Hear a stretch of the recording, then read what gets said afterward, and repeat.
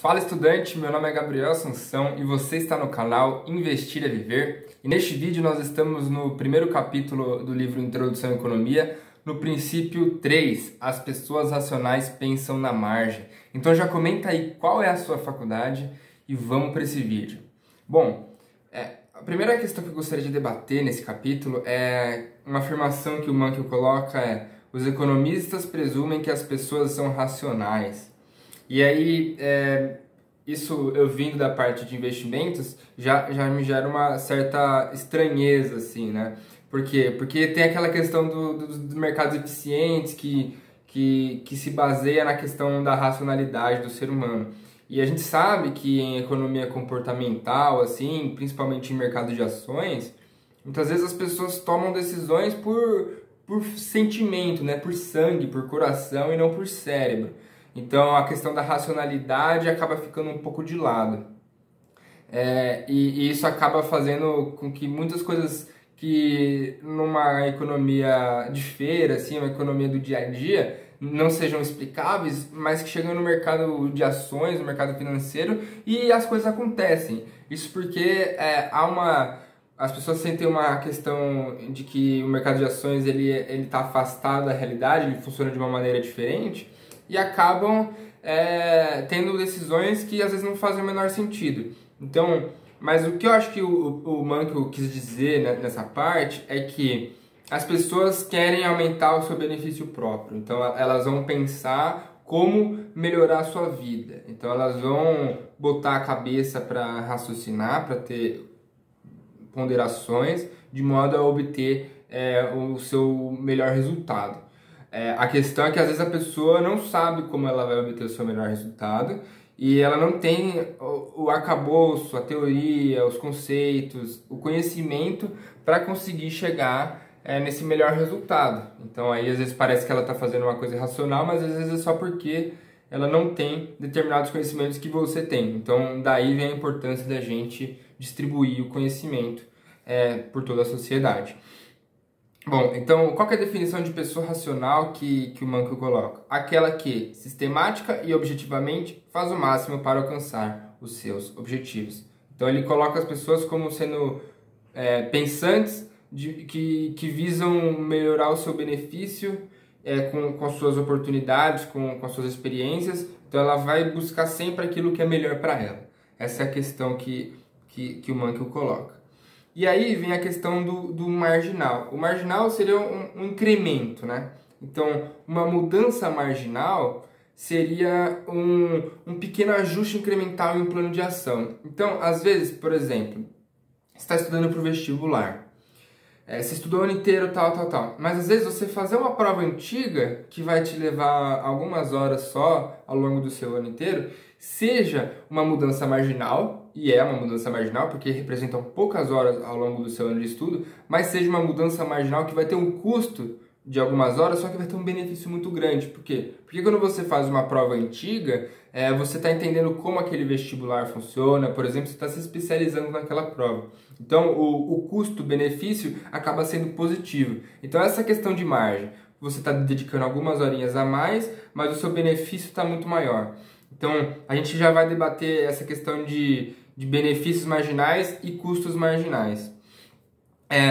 Vamos lá. Um tomador de decisões racional, ele executa uma ação se o benefício marginal exceder o custo marginal. Ou seja, o quanto você vai gastar a mais tem que ser menor do que o quanto você vai ganhar.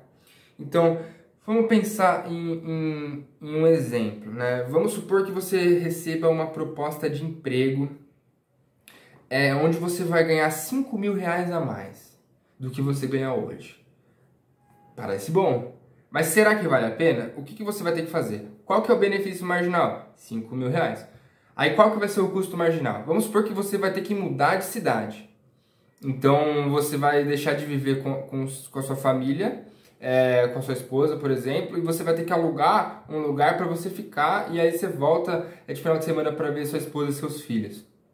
Então, nesse caso, você já aumentou mais uns R$2.000 ou R$3.000 de moradia, já aumentou mais uns R$1.000 de transporte. Então, vamos supor que economicamente você vai gastar R$4.000 a mais por mês, mas você vai estar ganhando 5 mil reais a mais. Então, na questão econômica, você estaria ganhando 1.000. Só que aí tem os outros custos, que é o custo de estar longe da família, é o custo de estar longe do crescimento do seu filho, é o custo de estar longe da sua esposa, do seu lar. Então, esse custo para você é maior ou menor que 1.000 reais? Então, você vai muito provavelmente ver que esse 1.000 reais não compensa. Então, quando a gente fala de custo e benefício marginal, tem as questões econômicas e as questões não econômicas. E isso é muito, muito importante de você ver, que não é só uma questão matemática. Economia não é matemática. Então, é aí que mora a grande questão, né? Você precisa ponderar as questões financeiras e não financeiras. Vamos dar outros exemplos de custo marginal, né? Por exemplo, a carona. Por que a carona é tão incentivada? Porque o custo marginal é muito menor do que o benefício. Então, vamos supor que duas pessoas vão sair do mesmo lugar, do ponto A para o ponto B. Qual que é o custo marginal da carona? É talvez um pouquinho mais de combustível, um pouquinho mais de tempo. Só que assim, o carro ele tem uma determinada massa e a pessoa tem uma massa muito menor do que a do carro. Então acaba que o combustível que você vai gastar mais não é muito relevante. Talvez